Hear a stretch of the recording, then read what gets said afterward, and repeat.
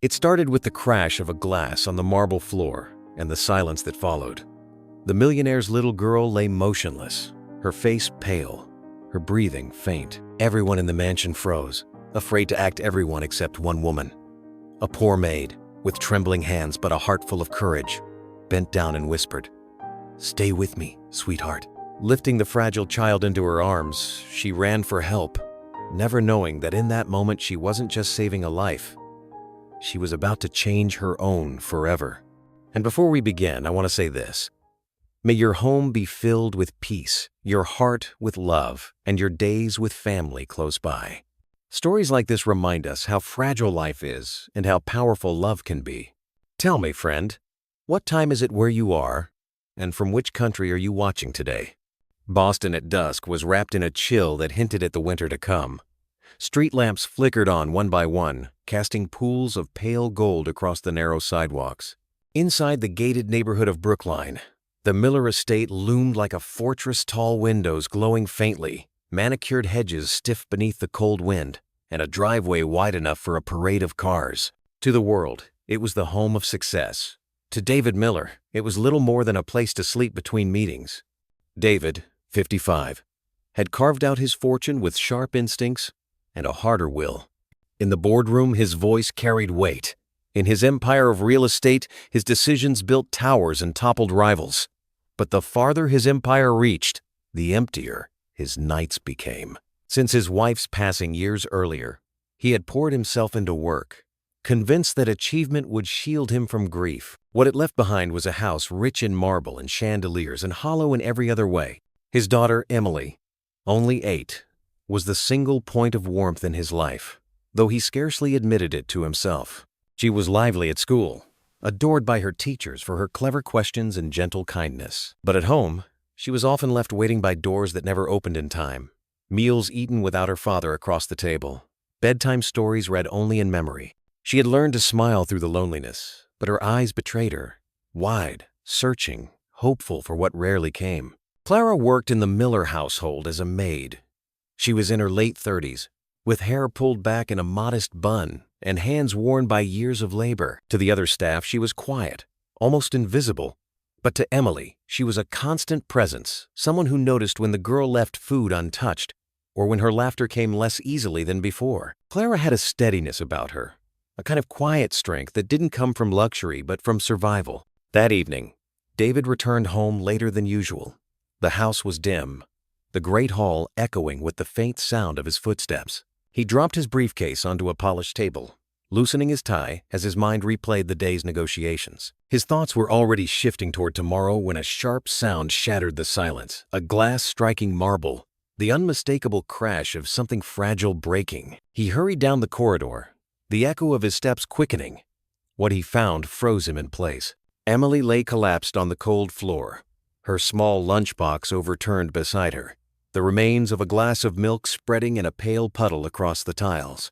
Her chest rose in shallow, uneven breaths. Her lips had turned an alarming shade of blue.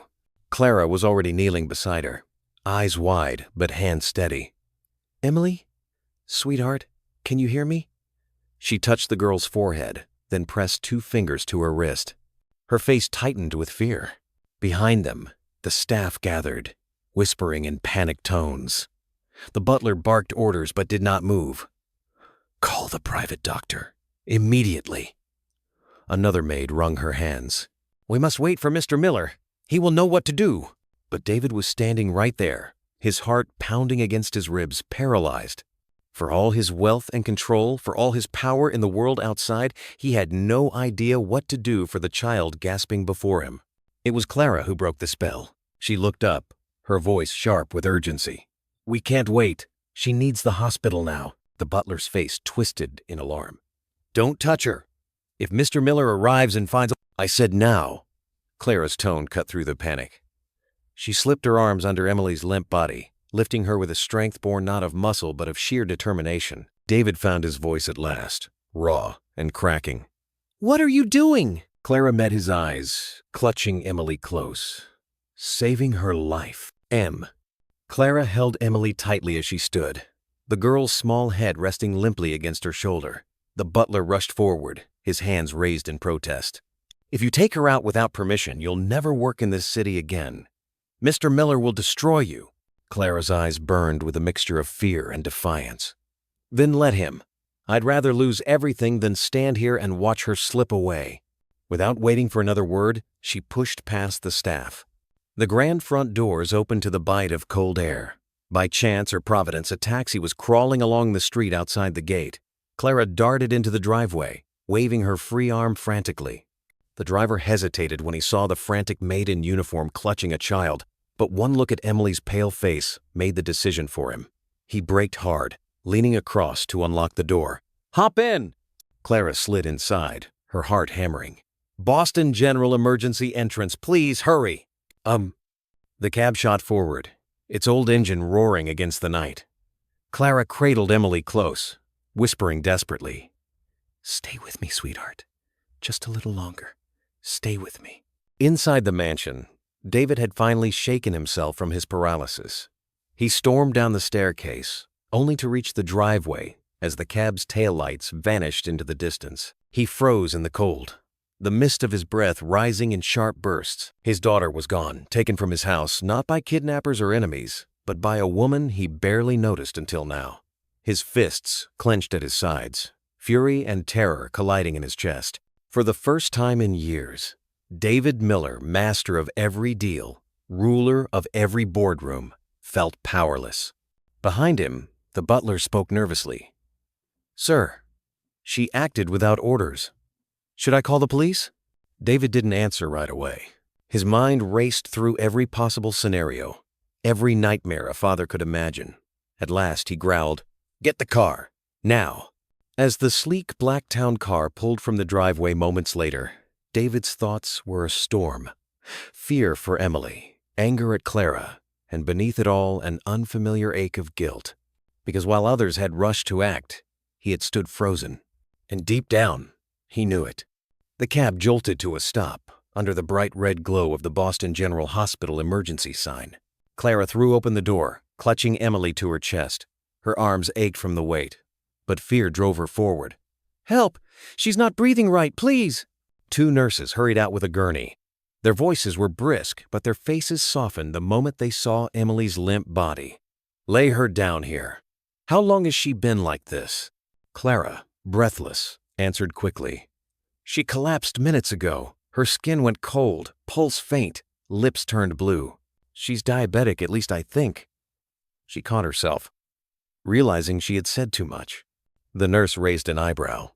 "You sound like you've done this before. Are you her mother?" Clara shook her head, clutching Emily's small hand as they strapped her to the gurney. "Number I work for her family." The nurse's expression shifted, less sympathetic now. "Then you'll have to wait here." The automatic doors slid shut, leaving Clara behind in the antiseptic bright waiting room. Her chest rose and fell rapidly as she pressed her hands together in a silent prayer she hadn't spoken in years. Around her, the hum of phones, the squeak of shoes, and the distant beep of machines filled the air. She barely noticed any of it. 15 minutes passed, though it felt like hours. Clara's legs trembled as she sat on the plastic chair, staring at the doors that had swallowed Emily. Every time they opened, her heart leapt, but it was never for her. Then, the sharp click of polished shoes cut through the noise. David Miller entered, flanked by his driver and the butler. His presence shifted the air. Conversations hushed. Eyes followed him. He spotted Clara instantly. "Where is she?" His voice was low but thunderous. Clara stood quickly. "They're with her now, the doctors. She's in the ER." David's face was carved with fury. He stepped closer, towering over her. "You took her out of my house, without my permission." "Without even calling me." Clara's stomach twisted, but she held her ground. "She would have died if I waited. You weren't there, and no one else moved." The butler spoke up, wringing his hands. "Sir, I tried to stop her. She disobeyed every order." David cut him off sharply. "Silence." His glare returned to Clara, colder than steel. "Do you even realize what you've done?" Clara's voice trembled but didn't falter. "Yes, I saved your daughter's life." The words landed heavy, silencing the room. For a moment, Even David Miller had no reply. The doors to the emergency ward swung open. A doctor in scrubs walked out, his mask pulled down, lines of fatigue etched into his face. David straightened immediately, his voice sharp. "How is she?" The doctor met his eyes calmly. "Your daughter is stable for now. She suffered a severe hypoglycemic episode. If she hadn't been brought in when she was, the outcome could have been very different." David's breath caught. For a fraction of a second, relief flickered in his eyes before anger returned. He turned his head toward Clara, his voice harsh. "So, you knew what was happening to her?" Clara swallowed hard. "I recognize the signs." The doctor looked between them, frowning slightly. "Who exactly are you?" "She's staff," David snapped. "A housekeeper, nothing more." But Clara didn't flinch. "I used to work in hospitals," she admitted quietly, her voice firm despite the tremor in her chest. "Years ago." David's eyes narrowed, his suspicion sharpening. "Hospitals?" His tone carried both disbelief and accusation. Before Clara could answer, the doctor interjected. "Whatever her background, her quick decision saved your daughter. Without immediate transport here, we would be having a very different conversation." He gave Clara a brief nod of respect before returning through the doors. The waiting room buzzed again, but David stood motionless, jaw tight, his mind racing. He replayed Clara's steady hands, her precise words, the way she had spoken like someone trained, not a maid. He stepped closer, his voice low and dangerous. "You're hiding something. You're no simple housekeeper. Who are you really?" Clara's throat tightened. For years she had lived in silence, burying the truth. Now, under the harsh glow of the hospital lights and the weight of David Miller's fury, she felt the past pressing at the edges, threatening to break free. But all she said was, "It doesn't matter who I am. What matters is that Emily is alive." David stared at her, torn between gratitude he couldn't admit and suspicion he couldn't shake. The sterile smell of disinfectant filled the small hospital room, mixing with the faint hum of machines. It was past midnight, the halls outside quiet, except for the occasional squeak of rubber soles against linoleum. Inside, Clara hadn't moved for hours. She sat slouched in the stiff plastic chair by Emily's bed, both hands wrapped protectively around the child's smaller ones. Her eyes were dry now, though her heart still pounded with the memory of the taxi ride, the weight of Emily's body in her arms, the fear that each shallow breath might be her last. Clara whispered to herself silently, prayers she hadn't said in years, her thumb stroking Emily's knuckles in rhythm with the beeping monitor. Finally, after what felt like an eternity, Emily stirred. Her lashes fluttered, her lips parting with a faint sound. Clara straightened, instantly, leaning closer. "Emily, sweetheart, can you hear me?" The girl's eyes cracked open, cloudy with confusion. Her voice was no stronger than a sigh, yet the name she spoke was clear. Clara. Tears blurred Clara's vision. That single word, weak but deliberate, carried the weight of trust no child should have had to give to anyone outside her family. She brushed a stray lock of hair from Emily's damp forehead and whispered back, "Yes, darling, I'm here. I'm not going anywhere." David had been standing against the far wall, his suit jacket draped carelessly over a chair, tie loosened, his posture stiff. At the sound of his daughter's voice, he stepped forward, the relief visible even in the hard lines of his face. "Emily, Daddy's here too," he said, his tone softer than Clara had ever heard from him. Emily blinked slowly in his direction, but her small fingers reached for Clara instead, clutching the fabric of her sleeve. Don't let go." "I won't," Clara promised, tightening her grip. Her voice broke on the last word. David froze. His chest tightened, his throat dry. He had poured money into every possible comfort for his child. Private tutors, doctors on call, luxury beyond measure, but here she was, clinging not to him, but to a woman who scrubbed his floors. The realization struck him harder than any loss in business ever had. A nurse entered, clipboard in hand. She checked the IV line, adjusted the blanket, then glanced at Clara with a faint smile. "She calms when you're near. That's a good sign." Then she addressed David politely but firmly. "She'll need steady reassurance. Keep her environment quiet, calm." David gave a curt nod. but his jaw clenched. When the nurse left, the silence pressed down like a weight. Clara hummed softly, almost unconsciously, an old lullaby from her childhood. The simple melody wrapped around the room like a blanket. Emily's eyelids drooped, her breathing steadied, and within moments she drifted back into sleep, her hand still locked around Clara's. David stared, his face shadowed with something sharp, jealousy, guilt, maybe both. That lullaby, no more than a few quiet notes, carried more power than his wealth, his influence, his authority. For the first time in years, David Miller felt like a stranger in his own daughter's world. The room had grown quiet again. The only sound, the faint beeping of the monitor and the distant wheels of a cart rolling down the hall. David remained standing near the window, his arms folded tightly across his chest.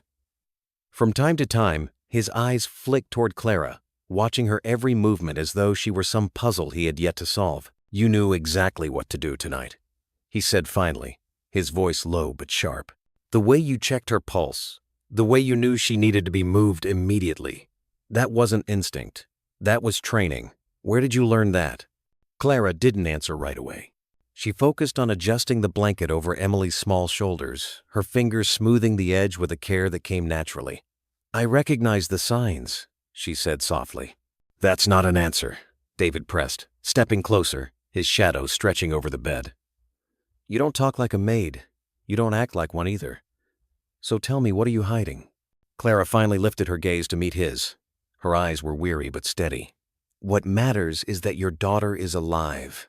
That's all." "Ugh." David's jaw tightened.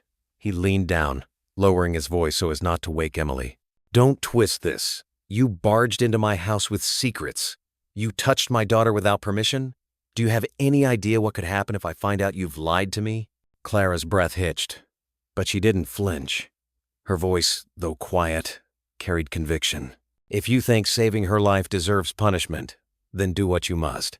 But don't confuse your pride with the truth. I wasn't thinking about myself tonight. I was thinking about her." As if to underscore her words, Emily shifted in her sleep, her lips moving faintly. "Don't. Let Clara go, Daddy, please." The sound pierced David like nothing else could. He froze, looking down at his daughter. She was pale and fragile, but her plea was unmistakable. For years, he had told himself he was a good father because he provided everything money could buy. Yet in this sterile room, his daughter's heart had chosen presence over wealth, tenderness over authority. Clara stroked Emily's hair gently, whispering, "Rest now, sweetheart." Her touch was light, her expression filled with a quiet devotion that seemed out of place on someone who was supposed to be just a servant. David's chest rose and fell heavily. He could not remember the last time his daughter had clung to him like that. And now, with this woman, this stranger, she did it without hesitation. He straightened, his voice taut. "You're not who you say you are." Clara's gaze didn't waver. "Believe what you want. It won't change the fact that she's alive because someone chose not to wait." His fists clenched. He wanted to lash out, to reclaim the control that seemed to slip further away with each word. But the truth sat like a stone in his gut. For the first time in years, David Miller found himself speechless. He turned back toward the window, his reflection staring back at him, sharp suit, stern face, eyes clouded with something he refused to name. Behind him, the woman he distrusted most sat quietly, holding his daughter's hand. And for reasons he could not explain, Emily slept more peacefully than she ever had in his presence. The first rays of morning sunlight filtered through the blinds, painting pale stripes across the hospital floor. The night had been long, filled with muted footsteps and the faint hum of medical machines. Clara hadn't slept a moment. She sat in the stiff chair by Emily's bedside, her hand wrapped protectively around the child's. Her back ached, her eyes were dry, but she refused to move. Emily stirred under the covers, her tiny chest rising with uneven breaths. Clara leaned in immediately, brushing the hair away from the girl's damp forehead. "Good morning, sweetheart," she whispered. "You made it through the night." The child's lips curved into a faint smile. "You stayed." Clara's throat tightened. "Of course I did. I promised I wouldn't leave." From across the room, David straightened, He had dozed in a chair near the window, his jacket tossed carelessly over the backrest. But the sound of his daughter's voice pulled him upright. His eyes softened, though his tone carried its usual weight. "Emily, Daddy was here too, all night." The girl glanced at him briefly before her gaze returned to Clara. Her hand tightened around Clara's fingers. "She sang to me," Emily murmured, her voice trailing off with exhaustion. David froze. That simple statement struck him deeper than he cared to admit. He walked closer, his shadow stretching across the bed. "What song?" Clara shifted uncomfortably. "Just an old tune." His eyes narrowed. "Not just any tune. My wife used to sing that very lullaby when Emily was a baby. It isn't something you'd find on the radio. Where did you learn it?" Clara lowered her gaze. Her pulse raced, but her voice stayed calm. Perhaps she heard it elsewhere. "Lullabies travel, Mr. Miller." David's jaw tightened. "Number, this isn't coincidence. You knew exactly how to care for her last night, and now this? You're hiding something." Emily whimpered softly, stirring beneath the sheets. Clara bent quickly to soothe her, whispering a few lines of the melody again. The girl relaxed almost instantly, her breathing steadying. David watched, a storm brewing in his chest. For years, he had believed money could solve anything. But here, in this stark white room, his daughter had clung to another's hand, calmed by another's voice. It was a reminder of just how absent he had been, and it terrified him. David waited until Emily's eyes fluttered shut again, then leaned down close to Clara. His voice was firm, almost cold. "Step outside with me. Now, Clara hesitated, glancing at Emily's peaceful face. The child's hand still rested loosely against hers, as though letting go might invite the fear back. Clara swallowed hard, then gently eased her hand free. Emily whimpered softly, and Clara bent low to whisper, "I'll be right back, sweetheart." Only then did she follow David out into the hall. The door closed behind them with a muted click, cutting off the steady rhythm of the monitor. The hallway smelled of fresh coffee and antiseptic. A nurse passed with a clipboard, barely glancing at them. David stopped near a row of vending machines, away from listening ears. He turned, his posture rigid, every bit the man accustomed to demanding answers. "You're going to tell me the truth," he said, his voice sharp but controlled. "That lullaby wasn't just some tune. My wife used to sing it when Emily was barely a year old. And last night, you handled her medical crisis better than trained staff. So who are you, Clara? Because you are not just a maid." Clara's breath caught. Her fingers twisted in front of her apron as if searching for courage. For a long moment she didn't speak, then finally said quietly, "I never pretended to be less than I am. I only came here to work, to earn an honest living." "That's not enough," David snapped, his voice rising before he caught himself. He leaned closer, lowering his tone to a dangerous whisper. "You don't just happen to know what you knew, and you don't just happen to sing the same song my wife sang. What connection do you have to my family?" Clara's eyes filled with unshed tears, but her gaze didn't waver. "What matters is that Emily is alive because someone acted when no one else did." David's jaw clenched. "You think that excuses your lies? If you have some hidden history, if you have some reason to be here, I will uncover it. I can hire investigators, lawyers. By the end of the day, I'll know everything." "Ugh." Clara's shoulders trembled, but her voice was steady. "Search as much as you want. The truth is there. But remember this last night. Money didn't save your daughter. Presence did. Love did. Ask yourself why she reached for me instead of you." Before David could respond, the door behind them creaked open. Emily stood in the doorway, pale and fragile, leaning heavily on the frame. Her eyes, though tired, carried clarity. "Daddy," she whispered. "Don't be mad at her. Him." Both adults turned instantly. Emily wobbled forward, her hospital gown brushing the floor. Clara rushed to steady her, kneeling so Emily could lean against her shoulder. "She saved me," Emily said firmly, though her voice was thin. "She stayed. Please, don't send her away." David froze, his throat constricted as he looked at his daughter, so small and yet so certain. He had conquered boardrooms, silenced competitors, bent entire markets to his will, but here, faced with one fragile plea, he found himself powerless. Emily's hand clung tightly to Clara's sleeve. If she goes, I'll go too. The hallway fell utterly silent. A nurse passing by slowed, glancing curiously before hurrying on. David's face hardened, but the storm in his chest betrayed him. His pride urged him to reassert control, to deny this woman any hold over his child. Yet his heart cracked at the sight of Emily's desperation. Clara cradled Emily gently, whispering, "It's all right, sweetheart. I'm here. I won't leave." Then, looking up at David, she added quietly, "She doesn't need threats. She needs her father." David swallowed hard, unable to form a reply. His gaze lingered on the two of them, his daughter safe in the arms of a woman who unsettled him more with every passing hour. At last, he turned away, pressing a hand against his forehead. "This isn't over," he muttered more to himself than to her. "I will find out who you really are." Behind him, Emily clutched Clara's hand even tighter, refusing to let go. David sat alone in the hospital cafeteria, his untouched coffee cooling on the table. The murmur of voices around him faded into background noise, his thoughts circling like vultures. He had built a life on control, every deal, every contract, every variable accounted for. But Clara was an equation he couldn't solve. The image of Emily clinging to her, whispering she wouldn't let her go, replayed endlessly in his mind. His daughter had never spoken with that kind of urgency to him. That truth gnawed at him, sharper than any business failure. He pulled out his phone, scrolling through his contacts until he reached a number saved for moments when discretion was paramount. Pressing call, he leaned back in the chair. "Mr. Miller," a voice answered briskly. "I need you to run a full background check," David said without hesitation. "Her name is Clara Dawson.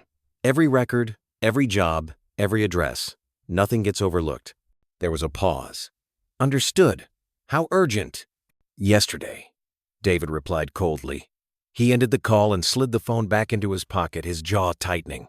He told himself it wasn't about vengeance. It was about safety, his daughter's safety. But deep down, he knew there was more. A need to reclaim the authority Clara had stripped from him with a single night of compassion. Upstairs, Clara sat by Emily's bed again, humming softly. Emily, though weak, was more alert than the night before. She clutched a small stuffed bear, its fur worn thin from years of comfort.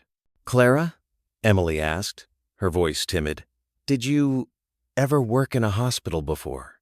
Clara's chest tightened. She hesitated, smoothing the blanket over Emily's legs. "Why do you ask, sweetheart?" "Because you knew what to do," Emily whispered.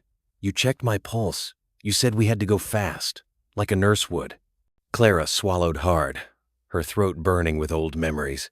She forced a small smile. "Sometimes life teaches us things, Emily. And when you care about someone, you just know what they need." Emily studied her for a long moment, then leaned closer. "I think you used to be a nurse. I don't mind if it's a secret. I like that you helped me." "Em?" Clara's hand trembled slightly as she brushed the girl's hair. "You're very smart. But for now, let's keep the focus on you getting better." At that moment, the door opened. David stepped in, his expression unreadable. He carried himself with the same authority he wore in boardrooms, though Clara noticed the faint weariness in his eyes. Emily brightened instantly. "Daddy!" David's features softened, but when his gaze fell on Clara, his expression hardened again. "How is she?" he asked, directing the question toward Clara, though his tone was clipped. "She's stronger today," Clara replied evenly. "Her color's coming back, but she still needs rest." David nodded curtly, then turned to his daughter. "Sweetheart, Daddy needs to handle some things. I'll be close by. You just rest, all right?" Emily frowned, her hand gripping Clara's. "Will Clara stay?" David hesitated. His pride screamed to say no, but Emily's pleading eyes weakened him. "Yes, she can stay." Emily sighed in relief and nestled back into the pillow.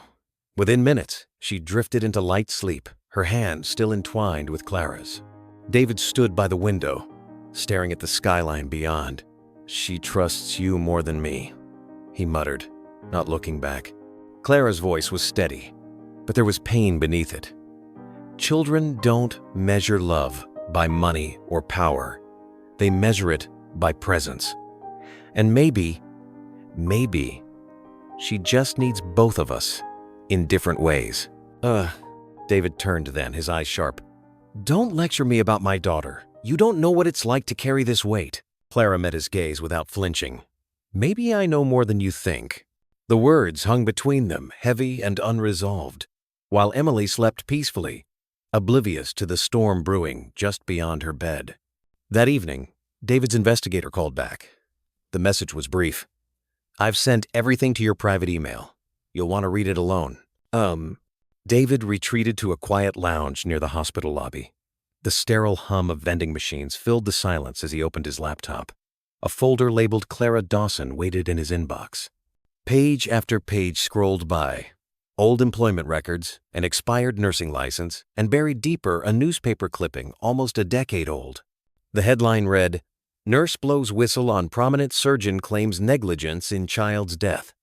The article was grainy, but the photograph was unmistakable. Clara, younger but with the same determined eyes, standing outside a courthouse with microphones pointed at her. David's stomach dropped.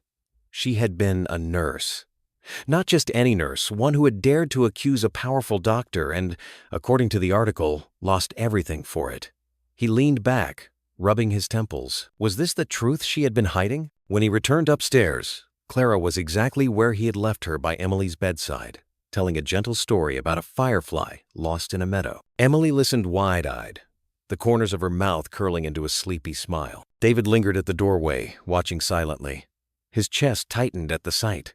His daughter more at ease than he had seen in years, her small hand clutching Clara's as though it were a lifeline. When Clara noticed him, she fell silent. Her face paled slightly, as if she knew what he had discovered. David crossed the room, his voice low and edged. You worked in a hospital. You were a nurse, and you hid it. Clara's shoulders stiffened. Yes, she admitted quietly. But that life was taken from me. Emily stirred at the sound of raised voices. Daddy? She asked weakly. What's wrong? David forced a smile for his daughter. Nothing, sweetheart. Go back to sleep. But Emily didn't close her eyes. She looked between them, sensing the tension. Don't be mad at her, please. She makes me feel safe. David swallowed hard, the words cutting deep. His pride urged him to argue, to reassert control. But his daughter's fragile plea silenced him. He stood by the bed, his hand hovering above Emily's, before finally resting it gently atop hers. Clara's hand was already there, warm and steady. For a long moment, the three of them sat in silence. A father burdened by suspicion, a woman scarred by her past, and a child who, without knowing, was stitching their lives together. Inside, David's heart wrestled with itself. Clara had lied, or at least withheld the truth, but she had also saved Emily, not once, but again and again with her presence. And now, with every breath his daughter took, David realized the choice before him was no longer about control or pride. It was about whether he could face the truth and the past that Clara represented. The hospital at night had its own kind of silence. It wasn't peace, it was the hush of machines humming, shoes squeaking softly on linoleum, whispered orders at the nurse's station. For David, standing in the dim corner of his daughter's room, the quiet pressed down heavier than any boardroom silence he had ever endured. Clara was seated at Emily's bedside, her hand resting gently over the girl's. She had been there for hours, humming the same lullaby David hadn't heard since his wife was alive. That detail gnawed at him relentlessly. Every note tugged at memories he had locked away the rocking chair in their old nursery, Elena's soft voice calming their baby. David finally broke the silence. His tone was low but sharp. Where did you learn that song? Clara's shoulders stiffened. She didn't look up. It's an old tune. I've known it a long time.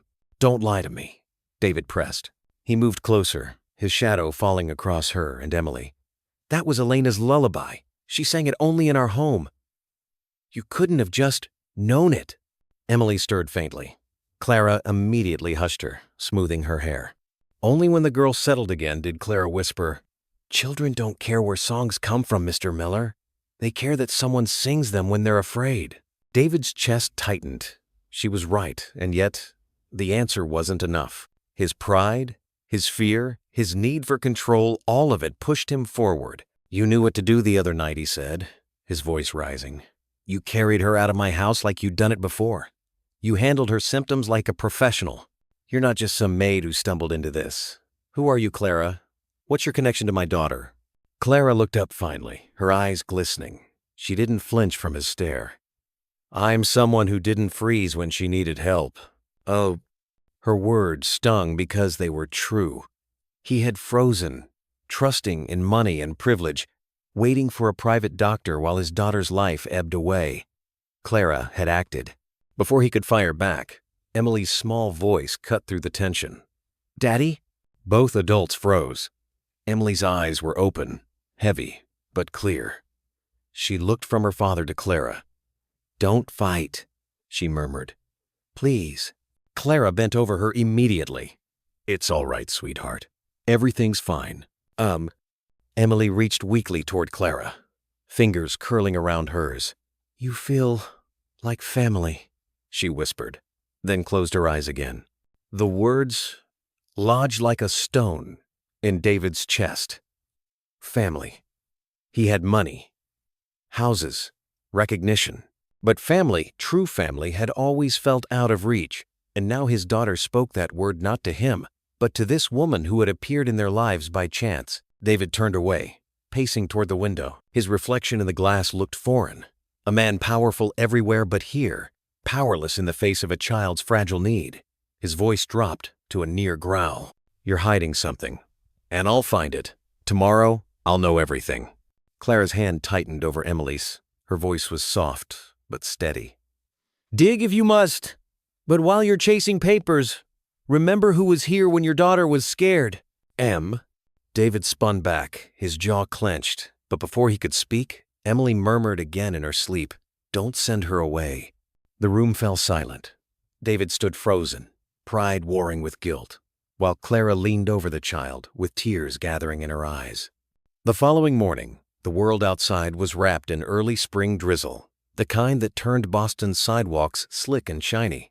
David had spent most of the night in a stiff chair near the window, pretending to work on his phone, while in truth he replayed Clara's words over and over. When his phone buzzed just after sunrise, he stepped into the hallway to answer. The investigator's voice was crisp. "Mr. Miller, we've dug up her history. Sending you files now. You should see for yourself." David's chest tightened. "Summarize." There was a pause. "She was a nurse, sir. And not just any nurse. One who filed a complaint years ago against a senior surgeon. She claimed negligence after a child died under his care. She was dismissed, discredited. Some say blacklisted." David's jaw tightened. His eyes flicked toward Emily's door. "And the lullaby? How does she know that?" "That," the investigator said carefully, "is something the records can't explain." Hanging up, David opened the email on his phone. Grainy scans of old newspaper articles appeared. One photo showed Clara younger, shoulders squared as microphones crowded around her. The headline, "Nurse accuses respected surgeon of negligence career in ruins." For the first time in years, David felt something foreign creep into his chest, doubt. Could she really be who she claimed in silence? Someone who had only ever wanted to save lives?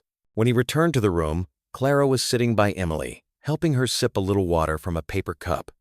Emily's face lit up when she saw him. "Daddy," she whispered, "Clara told me stories while you were gone, about when she was little." David glanced at Clara, who stiffened slightly. "Is that so?" Emily nodded. "She said she used to help people, like a nurse. Is that true?" Clara's eyes softened, her throat tightening. She smoothed Emily's hair and answered gently, "Yes, sweetheart. I used to, a long time ago." David's voice cut in, sharper than intended. "And you didn't think to mention that when you came into my home?" Clara looked up at him, tears brimming but unshed. "Would you have hired me if I had?" The question landed heavily. Of course he wouldn't have. And yet, without her, Emily might not be alive. Emily's small hand tugged at Clara's sleeve. "Daddy, don't be mad. She makes me feel safe." Her words stabbed deeper than any headline. David moved closer, placing a hand on Emily's arm. Sweetheart, you don't understand everything. Emily looked at him with startling clarity for someone so young. I understand enough. Clara cares. That's all I need. David's throat tightened. He wanted to argue, but Emily's fragile certainty disarmed him. He turned away, staring out the window. The drizzle had turned into steady rain, streaking down the glass. For the first time, he admitted silently what he would never say aloud. He didn't know how to be the father his daughter needed. Later that afternoon, Clara stepped into the hallway for a breath of air. The hospital smelled of disinfectant and burnt coffee. She pressed her palms against the cool wall, steadying herself. The weight of secrets pressed heavy secrets that could upend everything if spoken aloud. She didn't hear David until his voice was beside her, quiet but relentless. Why her? Why my daughter? Children don't cling without reason. Tell me, Clara, what ties you to her? Clara froze. For a fleeting second, the truth trembled on her lips. Her voice cracked as she whispered, Sometimes, blood calls to blood, even when no one explains it. David's heart lurched. He stared at her, stunned. What are you saying? But Clara shook her head quickly, retreating toward the room. Not tonight. Not yet. Inside, Emily stirred, smiling faintly at Clara's return, her hand instinctively reaching out. And David, standing at the threshold, felt his carefully built world sway under the weight of a possibility too terrifying and too hopeful to name. The storm that had been brewing inside David finally broke the next day. He hadn't slept. The investigator's files sat heavy in his briefcase, but heavier still was Clara's cryptic whisper from the night before. Blood calls to blood. He walked into Emily's hospital room early, the air thick, with the scent of antiseptic and rain-soaked spring air drifting from the cracked window. Clara was there as always, sitting close to the bed, reading aloud from a picture book Emily had insisted on even though her eyes were too tired to follow the pages. When David entered, Clara closed the book gently. The tension between them had grown impossible to hide. Emily sensed it too. Her little face brightened at her father's arrival but dimmed when she saw the way his jaw was set, the way his eyes never softened when they landed on Clara. Daddy, Emily said softly, Clara was telling me about when she was little. She said she used to have a garden. Can we plant one when I get home? David forced a smile for her sake. We'll see, sweetheart. But his eyes flicked at Clara, unspoken demands pressing at his lips. Once Emily drifted into a doze, David motioned for Clara to step into the hallway. She hesitated, but he insisted. The corridor was quiet, lined with faded bulletin boards and vending machines humming under fluorescent lights. David's voice was low but fierce. Enough riddles. Last night you said something about blood. What did you mean?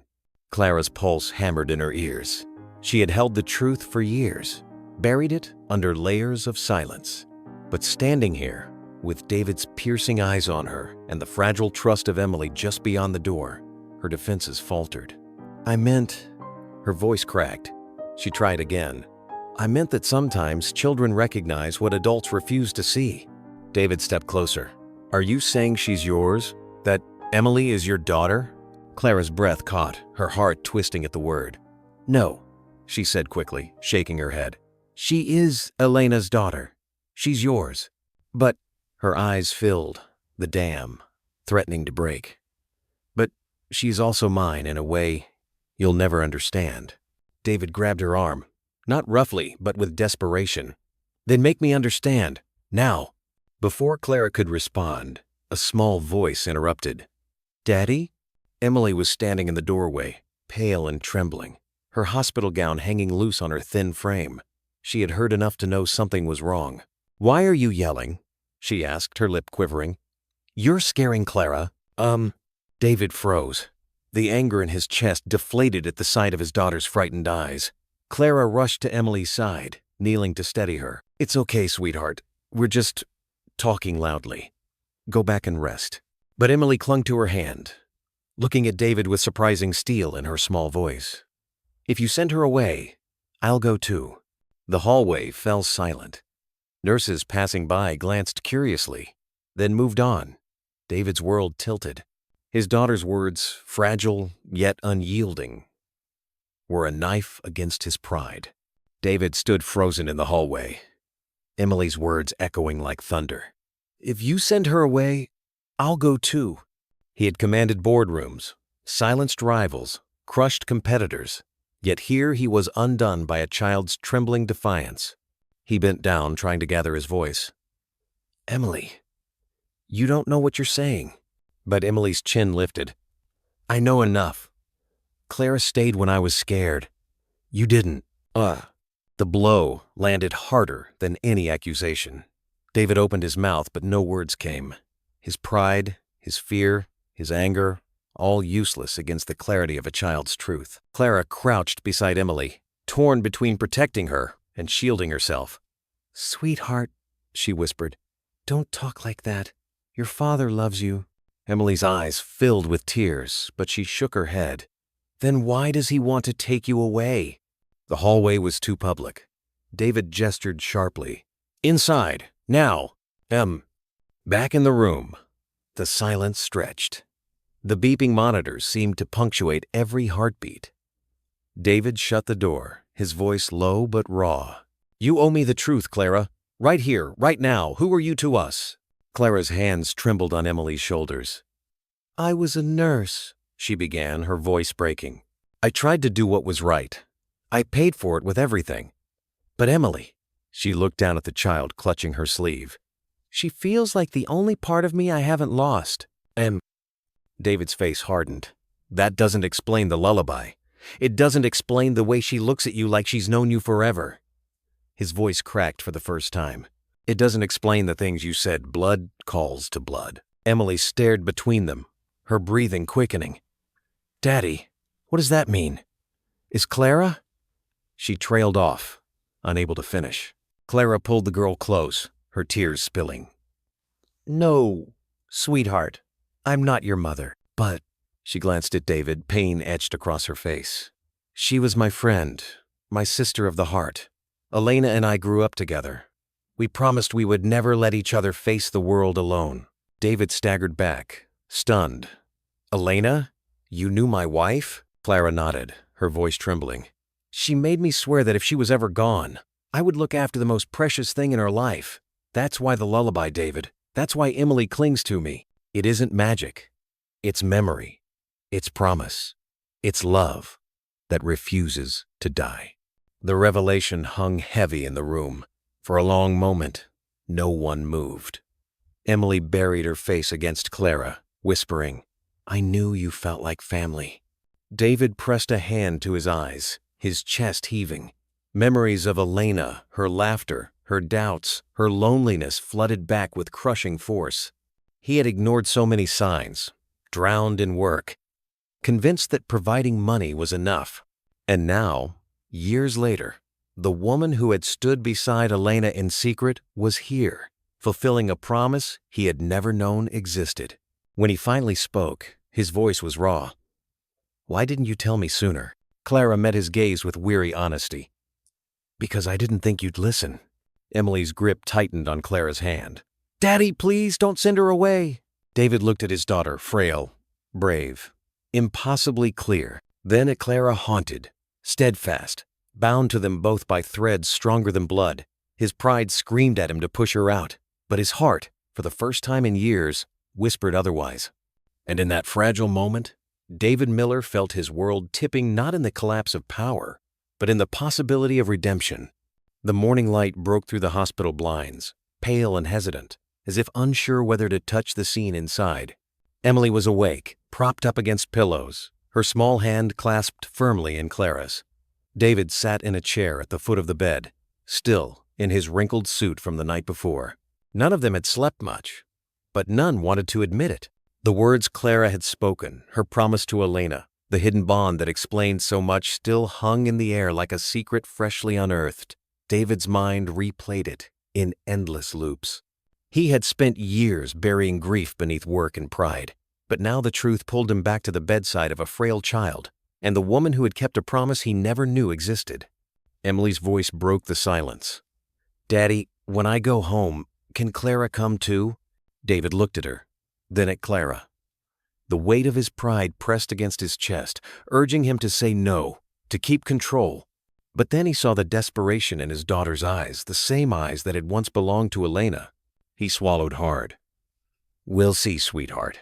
Let's focus on you getting stronger first." Clara brushed Emily's hair back gently. "Don't worry about that now. Rest is what matters." Emily frowned but leaned back against the pillows. "I'll rest better if I know she's staying." David shifted uncomfortably, guilt creeping in.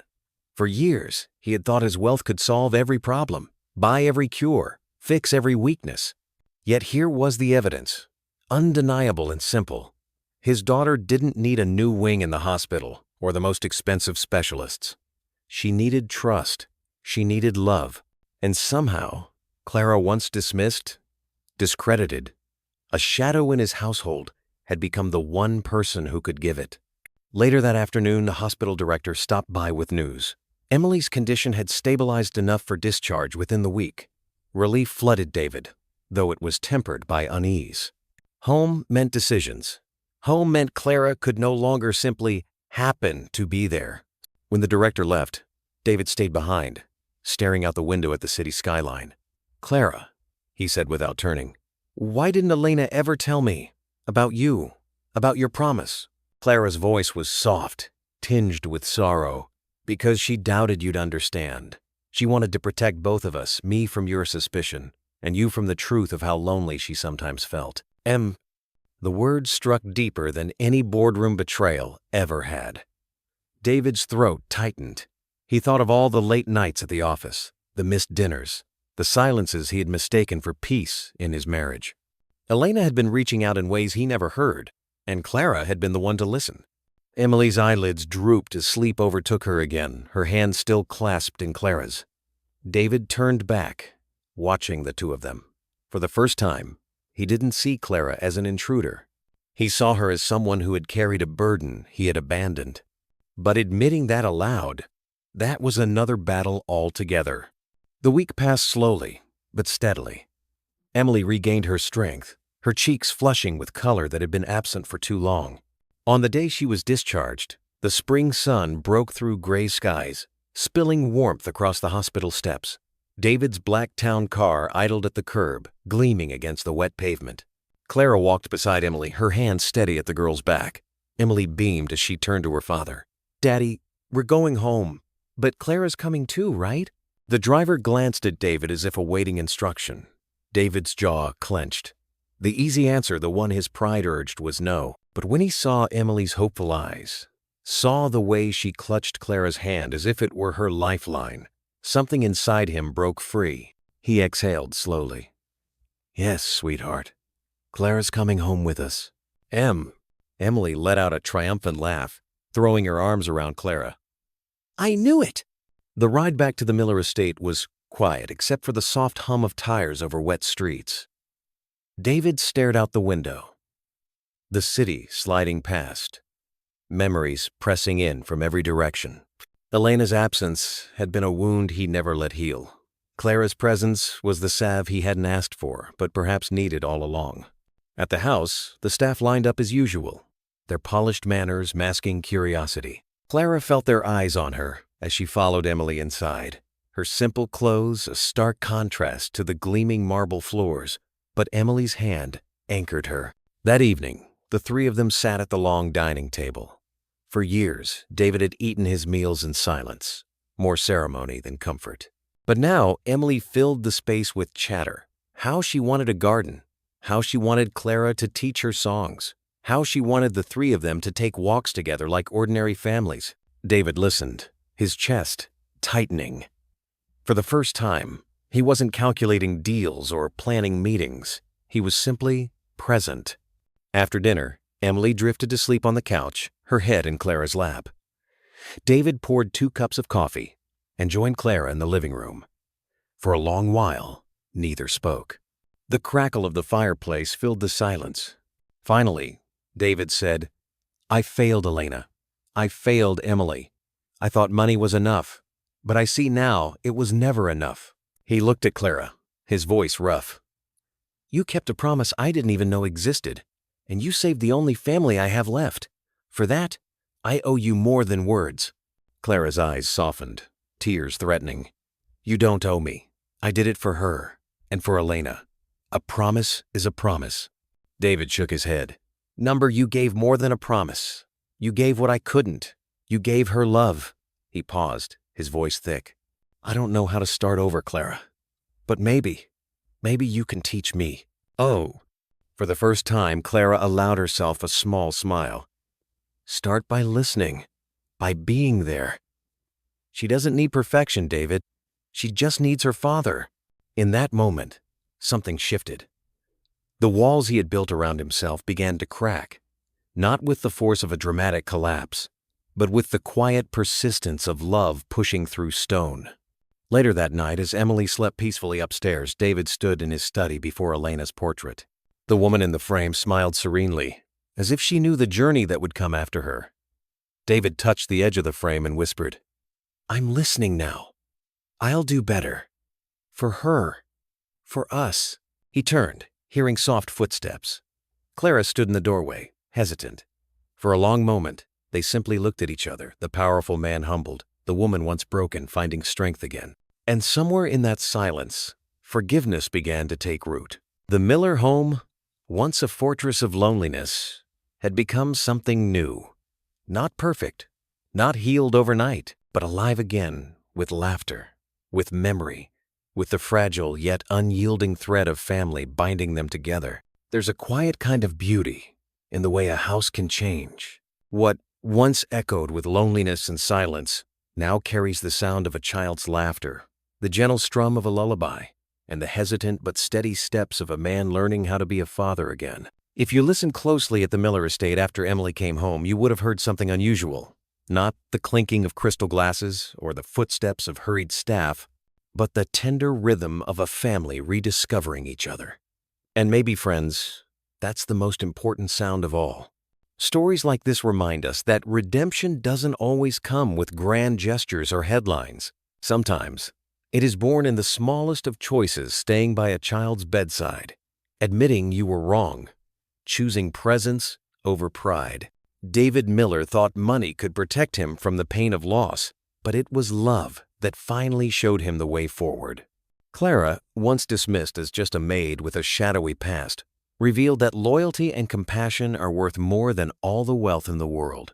And Emily, fragile yet brave, became the gentle teacher who reminded them both what truly mattered. For those of us listening today, especially those who have lived long enough to know the weight of regrets, the lesson is simple but profound. It is never too late to ask for forgiveness, and it is never too late to start again.